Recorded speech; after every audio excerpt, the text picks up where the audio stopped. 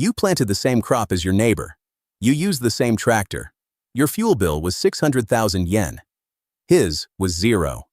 Not because he installed solar panels or bought an electric machine. Because he grows his fuel. One plant, pressed through a cold press screw, yields enough oil to run a small farm's equipment through an entire growing season. Japanese farmers have done this since before recorded agricultural history. Industrial modernization nearly erased it in 40 years. The communities that refused to switch never paid for fuel again, and their soil improved every season while neighbors degraded theirs buying synthetic inputs. Here's what most people miss about Japanese agricultural history. The energy problem that modern farms treat as inevitable, the diesel bills, the price spikes, and the supply chain dependency never existed on traditional Japanese farmland. Not because those farmers were primitive or low output, because they designed their energy supply the same way they designed their food supply. They grew it. For 2,000 years, Japanese farming communities maintained an unbroken cultivation system built around a single oilseed crop. The plant is called nanohana in Japanese. In English, you know it as rapeseed. Bright yellow flowers, waist-high stalks, seeds carrying a fat content of 40 to 45%. Unremarkable in appearance. The most productive biological fuel system ever integrated into small-scale agriculture. Here's the reality. A plant that photosynthesizes sunlight converts that captured energy into seed oil at an efficiency no solar panel currently matches at the farm scale. A 1 hectare of rapeseed produces 1,000 to 1,200 liters of cold-pressed oil. A small Japanese farm running a 30-horsepower tractor through a full growing season consumes approximately 800 liters of fuel. The math closes itself. The farm grows more fuel than it burns. The surplus becomes lamp oil, cooking oil, or trade stock. But here's what agricultural modernization programs didn't tell you. This wasn't a lucky coincidence of crop selection. It was a designed system. Japanese farmers understood, through 2,000 years of iterative practice, that an oilseed crop integrated into a rotation does not simply produce fuel. It fixes atmospheric nitrogen through root-associated biology, reducing what the following crop requires from external sources. It breaks compacted subsoil with a taproot reaching 60 centimeters deep, creating water infiltration channels that benefit every crop planted in that bed for the next 3 years. It attracts the pollinator populations that surrounding food crops depend on for fruit set, and it produces a pressed cake after oil extraction, the solid residue remaining when oil is removed, that contains 35% protein and returns directly to the field as a complete soil amendment. Remove any one of those functions, and the productivity of the surrounding crops drops measurably. This is not ancient wisdom. This is closed-loop systems design that Japanese farmers ran as standard practice for 2 millennia. You're not looking at a fuel crop. You're looking at a keystone species in a closed agricultural system. The 2,000-year cultivation lineage is not a metaphor. Archaeobotanical records in Japan document rapeseed cultivation from the Yayoi period, more than 2,000 years ago. By the Edo period, rapeseed oil had become the dominant lamp fuel across the country, pressed in community cooperatives using water-powered stone mills. Farmers didn't buy seed from suppliers. They saved it. The best-performing plants from each harvest were selected, dried on the stalk, stored in sealed clay vessels, and replanted the following autumn. Not by a government program, not by an agricultural university, by the farming family itself, across generations, maintaining the same seed stock in the same valley for centuries without interruption. That is what protecting a cultivar means in practice. Not a museum, not a genomic database. A living seed passed from parent to child alongside the knowledge of when to plant it, how to adjust the press for that season's moisture content, and exactly where it fits in the rotation to do the most biological work. Then came 1950. The post-war agricultural modernization programs that swept through Japan between 1950 and 1975 were not designed to harm farming communities. They were designed to increase output rapidly after a period of severe food scarcity. The tools they promoted, chemical nitrogen fertilizers, synthetic pesticides, diesel-powered machinery, delivered measurable short-term yield increases. Government subsidies made diesel artificially cheap. Agricultural extension officers taught new mechanized techniques and quietly discouraged the old oilseed rotations as labor-intensive and difficult to scale. Most farming communities switched within a decade. The economics appeared obvious. Subsidized diesel cost less per season than the labor of pressing oil. Chemical nitrogen replaced the slower biological nitrogen cycle the rapeseed rotation had maintained for generations. Output rose. Input dependency rose faster. Here's the reality. Those farms were not becoming more efficient. They were trading a self-replenishing energy system for a supply chain dependency they would spend the next 70 years paying for. Every oil price spike since 1973 has hit those farms directly. Every supply disruption has forced planting delays, harvest interruptions, and emergency budget revisions. The farmers who never switched noticed those events the same way you notice a storm hitting your neighbor's roof while yours stays dry. By 1980, a rapeseed cultivation for oil pressing had nearly disappeared from most of Japan's agricultural regions. The seed banks that had operated continuously for centuries stopped receiving new deposits. Pressing cooperatives closed without successors. The community knowledge of how to time planting against the first hard frost, how to calibrate a cold press screw for maximum yield, how to integrate the crop into a winter wheat rotation, that knowledge began dying with the generation that held it. A small number of farming communities in regions including Nagano, Fukui, and parts of Kyushu refused. Not out of cultural sentimentality, out of a specific economic calculation. They compared operating costs under both systems, ran the numbers across a decade, and concluded that the new system was the worst deal. They kept their seed stock. They kept their presses. They maintained their rotations. Those communities still pay nothing for tractor fuel today. The math hasn't changed. The plant itself is straightforward. Rapeseed sown in late September in temperate Japanese climates overwinters as a low basal rosette, bolts in early March when day length crosses a critical photoperiod threshold, flowers through April, and reaches seed maturity by late May. The planting window is non-negotiable. Seeds sown after October 15th in Zone 6 equivalent climates do not develop sufficient root mass before winter dormancy sets in, and underdeveloped roots mean reduced oil content at harvest. The timing is not a preference. It is the biological condition the entire system depends on to function. Cold pressing rapeseed is not a complicated process. It requires a screw press, a mechanical device that forces seeds through a tapered barrel, squeezing oil through small perforations while expelling a dry solid cake from the end. No heat, no chemical solvents, no electricity beyond what a small motor provides. The press runs continuously, processing 20 kilograms of seed per hour and yielding 8 to 9 liters of raw oil from that input. The oil settles in a collection vessel for 48 hours. Sediment drops to the bottom. The clear oil drawn from the top is ready to run in any indirect injection diesel engine without modification, provided the oil is pre-warmed to 70 degrees Celsius to reduce viscosity before it enters the injection system.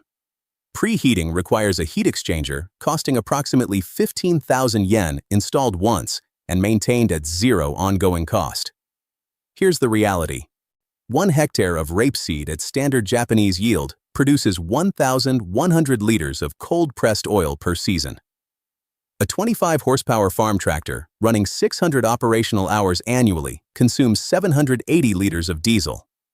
The farm produces 320 liters of surplus fuel. That surplus runs a generator, fuels a transport vehicle, or sells at current vegetable oil prices to neighboring farms that haven't yet rebuilt their pressing capacity. The farm growing its own fuel does not break even on diesel. It produces excess. The pressed cake remaining after oil extraction is not waste. It is the second output of the system. Rapeseed cake contains 34 to 38% crude protein and a nitrogen content equivalent to a medium-grade synthetic fertilizer. Applied to the field at 2 tons per hectare, it replaces the equivalent of 60,000 yen in purchased nitrogen inputs per season. The farm running this system does not simply eliminate its fuel bill. it simultaneously reduces its fertilizer expenditure. Both outputs, fuel and soil amendment, come from the same crop, the same pressing operation, the same 6-month growing window. Compare that to a neighboring farm of identical size. Annual diesel, 800,000 yen. Annual synthetic nitrogen fertilizer, 180,000 yen. Total input cost for those two line items alone, 980,000 yen. The rapeseed farm's equivalent cost, the electricity to run the press motor for 55 hours of seasonal pressing, approximately 4,000 yen. That's not savings. That's a different operating system. But the fuel and the cake are only 2 of 4 outputs this crop produces while it grows. Here's what the agricultural modernization programs didn't account for when they recommended eliminating rapeseed rotations in favor of continuous grain monocultures. Rapeseed roots host associative nitrogen-fixing bacteria in the rhizosphere, the soil zone immediately surrounding root surfaces. These bacteria convert atmospheric nitrogen into plant-available forms throughout the growing season. When the crop is harvested and roots decompose, that fixed nitrogen releases into the surrounding soil profile. Fields where rapeseed grew the previous season require 20 to 25% less applied nitrogen to achieve equivalent yields in the following grain crop. Japanese farmers who maintained the rotation understood this empirically for centuries. The mechanism has only been formally measured since 1990. The taproot reaches 60 centimeters into subsoil. In the compacted clay soils common across central Japan's rice-growing regions, that penetration creates permanent macropores, vertical channels that water and subsequent crop roots follow for 3 to 5 seasons after the rapeseed plant is removed. Farms that returned rapeseed to their rotations after decades of absence documented measurably improved drainage and reduced waterlogging in rice paddies within 2 seasons. The crop improves the physical infrastructure of the field while it grows. You're not planting a fuel crop.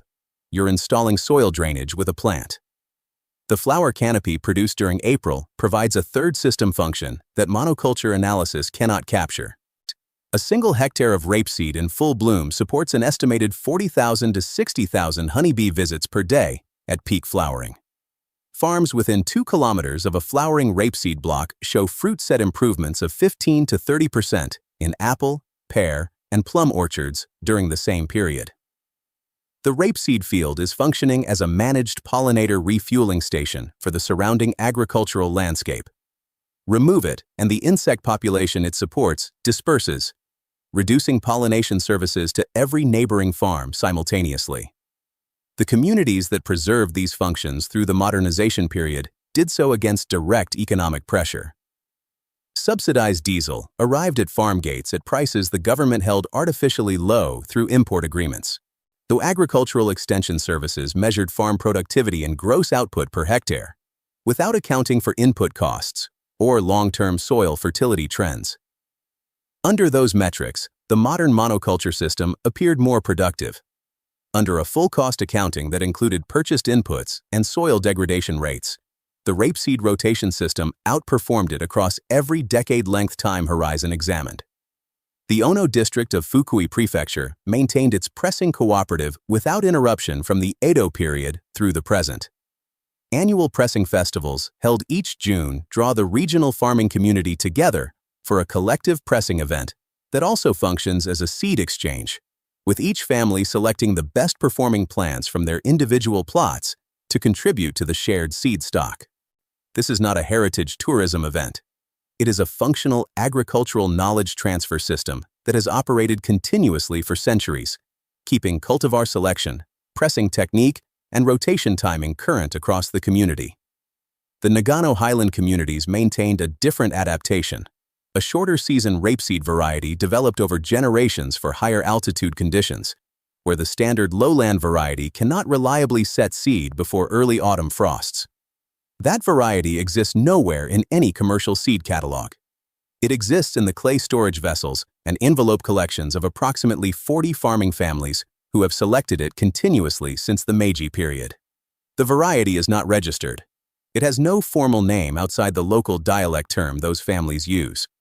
It produces 15% less oil per hectare than commercial varieties. It produces oil reliably, every year, in conditions where commercial varieties fail entirely. Understand what happens when you remove rapeseed from the rotation, and the full cost of that decision becomes visible. Nitrogen inputs to the following grain crop increase 25% immediately. Subsoil compaction worsens each season without the taproot's mechanical disruption. Pollinator populations servicing surrounding orchards drop measurably within 2 seasons. And the pressed cake that was returning 34% protein to the field gets replaced by purchased synthetic fertilizer at 180,000 yen annually. 4 system functions collapse simultaneously when one plant leaves the rotation. That is what a keystone species does. Its absence cost more than its presence ever appeared to. Here's the reality. The farming communities that protected this system through 60 years of subsidy pressure and modernization campaigns weren't being sentimental. They ran the numbers. They compared their operating costs, soil fertility trends, and long-term output stability against the modernized farms converting around them. They concluded, correctly, that the new system was the worst deal across any time horizon longer than 5 years. They kept growing rapeseed because the economics demanded it. Not because it connected them to tradition, because it worked. You don't need to be in Japan to replicate this. Rapeseed is a temperate climate crop with cultivar selections developed for every major growing region from the British Isles to the Canadian prairies to highland East Africa. The key variable is cold tolerance at germination and frost hardiness through winter dormancy. In USDA zones 5 through 8, standard winter rapeseed varieties sown in late September establish without difficulty. In zones 3 and 4, spring rapeseed varieties planted in April and harvested in August produce lower oil yields, 700 to 800 liters per hectare, but close the fuel loop on smaller operations. In zone 9 and warmer, winter varieties sown in November after summer heat breaks perform identically to their Japanese counterparts. The planting window adjusts by climate. The system logic does not change. The plot size to energy calculation is straightforward. Now 1 hectare produces 1,100 liters of cold-pressed oil. A small farm running a single 25 horsepower tractor for 500 operational hours annually burns approximately 650 liters. That farm achieves complete fuel independence from 0.6 hectares of rapeseed. The remaining 0.4 hectares of that first hectare produce 440 liters of surplus. At current straight vegetable oil market prices of approximately $1.20 per liter in North American bulk markets, that surplus represents $528 annually from the field that already paid for the farm's fuel. A 2-hectare rapeseed block on a mixed farm producing 2,200 liters annually, with fuel consumption of 650 liters, leaves 1,550 liters of sellable surplus worth $1,860 at current prices. Your seed investment for 2 hectares is approximately $80. The pressing setup requires 1 piece of equipment. A cold press screw press-sized for small farm use costs between $1,200 and $2,400 depending on throughput capacity. The 20 kilogram per hour models process a 2-hectare harvest in approximately 55 operating hours across 2 to 3 weeks of seasonal pressing. The press requires no consumables beyond occasional bearing lubrication. Operational lifespan with basic maintenance exceeds 20 years. Power draw is 1.5 kilowatts. Total electricity cost for a full season's pressing is under $12. The pressed cake outputs directly into field spread bags or a compost integration system. Nothing leaves the farm as waste. Year 1 looks like this. Order winter rapeseed seed in August. Sow in late September after summer crops vacate the designated beds. Manage over winter as a low-maintenance cover crop. No irrigation required in most temperate climates. No pest intervention needed during vegetative growth. Harvest in late May using a standard combine set to low-loss configuration or a small plot stripper header. Press in June. Run your tractor through the following season on what you pressed. Apply cake to your heaviest feeding crops. Observe nitrogen response in the following grain or vegetable crop without external fertilizer inputs. Document what changes. Year 2. Expand the rapeseed block based on Year 1's fuel consumption data. Add a seed selection protocol. Walk your plots at seed maturity and flag the highest-yielding, straightest-standing plants for seed retention. Save 500 grams per hectare of next season's planting stock from your own best performers. You've begun the same cultivar development process those Japanese farming families maintained across generations. Your seed is already adapting to your specific soil and microclimate conditions. Purchase seed becomes optional. Year 3. Full fuel independence is the baseline, not the goal. The rotation is established. Soil biology is responding to the nitrogen cycle the crop reinstated, and pollinator populations are measurably more stable than in the surrounding landscape. You're not buying seeds. You're not purchasing nitrogen fertilizer for the crops following rapeseed. You're not watching diesel prices with the specific anxiety that comes from having no alternative.